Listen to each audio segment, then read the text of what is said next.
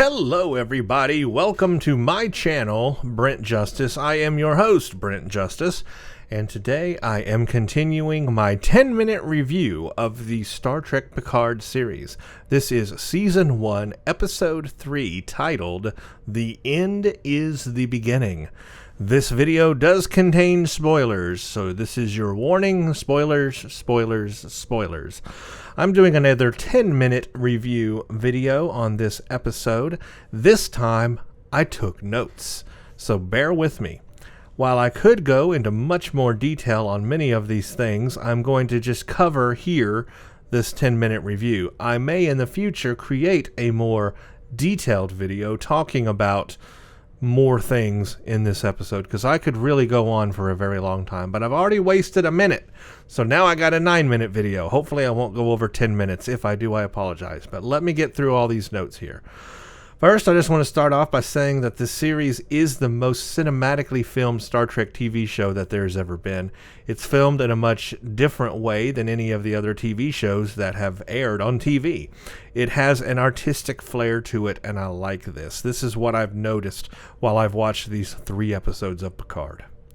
But I also feel at times that there's some amateur mistakes that are taking place in the show, like a misplaced or crooked badge or pip on the uniform. There needs to be a bit of a tighter quality control happening here. I just noticed there's some really amateur things that happen, and it throws it off a little bit on the show. It makes things feel a little weird, because there's this dichotomy of amateur and then ultra artistic cinematic, and it's a little weird. They need some more consistency in the show. Consistency is key here. A little bit tighter quality control. Make sure those pips are straight, because yeah, Commodore O, she had a crooked pip during that sunglasses scene. Check it out. It's just sitting right there, crooked as can be. That kind of stuff, it needs to be caught and fixed. Alright, so here's my first initial thoughts on this episode. I feel like it is a setup episode. It felt slower than most of the episodes. It's got a slower pace.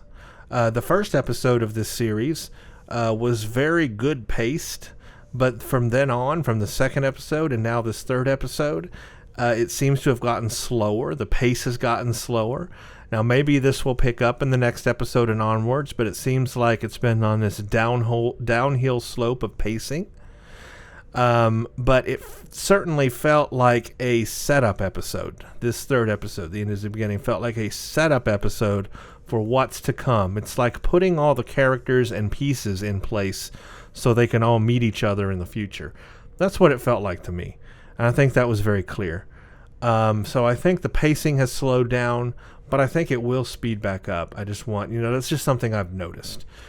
And now here's my scattered thoughts moving through all this. It starts off at Starfleet. Great. It's some years back when Picard is in his Admiral uniform, and I have to say I loved the look of that Admiral uniform. I like it a lot better than the Picard 2399 uniform, I have to say. The Admiral uniform looks great. It looks good on Picard, and then that style of uniform looked good on Raffi. It looked really good. I liked that uniform. I want to see more of that uniform, to be honest. We meet Raffi. Now, I didn't catch her name in the last episode. When he hit his badge and said her name, I didn't recognize what word he was saying.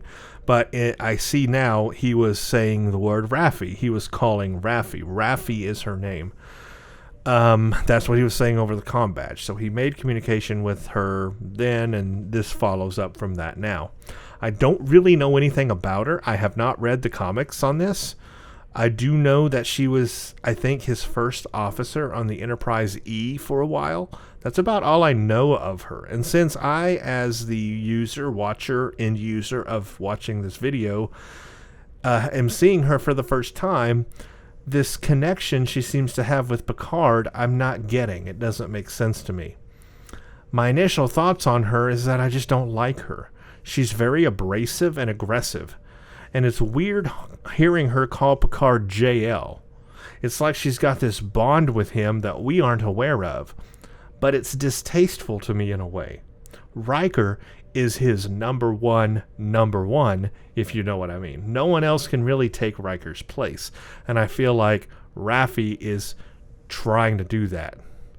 And she's on this like JL name basis with him that just kind of put me off. It really did. It put me off. I also just don't like her attitude.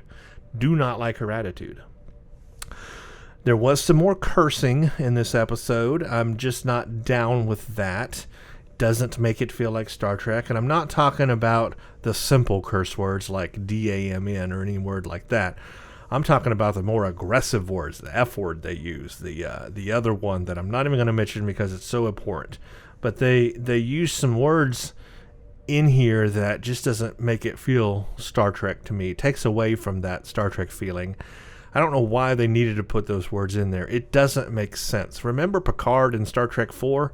Picard and Spock were confused about curse words, right? They more colorful meanings. They said people used to use those words, meaning they don't. So for some reason, we've gone backwards. We're at the end of the 24th century, but we've gone backwards to using curse words again. It doesn't make sense for Star Trek. It doesn't make sense for this time period we're in. That's all I'll say about that for right now. Apparently, they also make Raffi vape.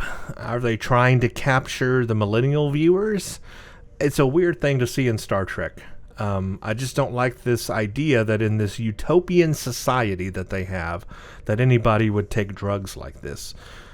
She seems like a 24th century hippie.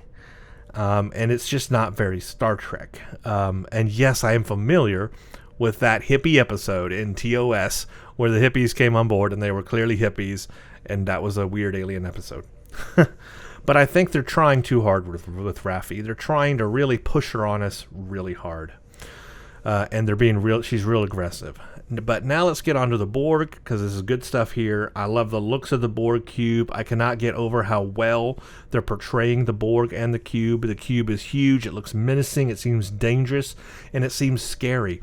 This is the first time the Borg have actually felt scary to me. I love the way the inside of the Borg cube moves around like a jigsaw puzzle, like pieces moving into place like a jigsaw puzzle. That's just uber futuristic and something to me that makes the Borg seem more advanced. So I love that aesthetic of the Borg. We meet Hugh. That's right, we meet Hugh. But if I had already not known Hugh would be in this, I would not have recognized him. Yeah, I didn't know that would be him. I knew it would be him because I had seen screenshots.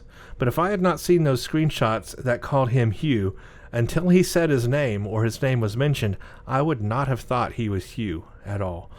So I'm looking forward to seeing where his storyline goes, and I hope he has a big storyline. He needs a big arc now. We need to see that conclusion. I'd love to see that. What the heck is going on with the assimilated Romulans in mythology? This whole mystery I just don't get. Maybe I'm weird, but I'm confused what this is all about. I guess we'll learn more. It's interesting, but I'm really wondering where the heck they're going with this. Is there some shared mythology between the Borg and Romulans or Vulcans? Maybe it's something completely different, but I'm interested, but I have no idea where it's going. I guess that's a good thing, because it keeps me coming back to watch more. But this mythology stuff, my brain is like frazzled on this. I don't know how Soji fits into all this either. Here's a guess. Here's a theory I had while watching this. Maybe Data, when he was interfaced with the Borg in First Contact, remember the Borg Queen in First Contact? Maybe something happened there. Maybe the Borg were changed, or maybe he learned how to destroy them. And now that Soji basically has Data's knowledge maybe in her subconscious, maybe there's something in there that helps destroy the Borg, and that's why they call her the destroyer of the Borg or whatever, the destroyer. That's just a theory I had, but think about it. It makes sense. Data was interfaced with the Borg and the Borg Queen in First Contact.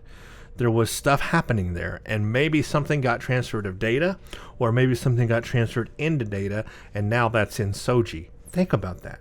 That's a good theory. And we also get a good view of the hero ship now. And the first thing that struck me is the lateral transporters. That is straight out of Star Trek Discovery. Those never existed until Star Trek Discovery series existed. So that's another thing that we're getting forced on us to accept this aesthetic of Discovery. But otherwise, I love the use of the EMH. That was good to see those still in use. I'm not sure what I feel about the look of the ship just yet. It feels very generic sci-fi to me right now, if not a little bit of a Discovery aesthetic on the outside with the way the panels are. It's not as rounded as a Starfleet vessel.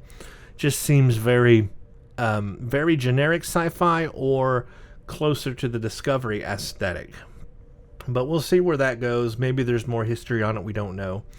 And I don't really know what to say about the new character yet, the captain, because I haven't seen a lot of him. So once again, this has gone over 10 minutes, and I apologize for that. I really did have a lot to say, apparently, on this episode after taking notes. And I guess that's where we'll end this video for now. Overall, did I like the episode? Yeah, I liked it. Those are my thoughts. I liked the episode. I'm looking forward to seeing what happens next. And again, I feel like I am going to have to make more detailed videos in the future, separate videos, where I really talk about these things in more detail, because apparently I can talk a lot about this stuff, more than I thought I could. So anyway, we'll end the video here since this is a 10-minute review. I love the episode. Looking forward to the next one. Let's see what happens. This was a setup. Where are we going now? Thank you all for watching. Drop your comments below and let me know what you think. Thank you for watching, and stay tuned for the next one. Check out Twitter at Brent_Justice for updates. You can follow me there. Also, check out my Patreon page, patreon.com/Brent Justice. This helps support the channel and also allows me to publish more and more videos.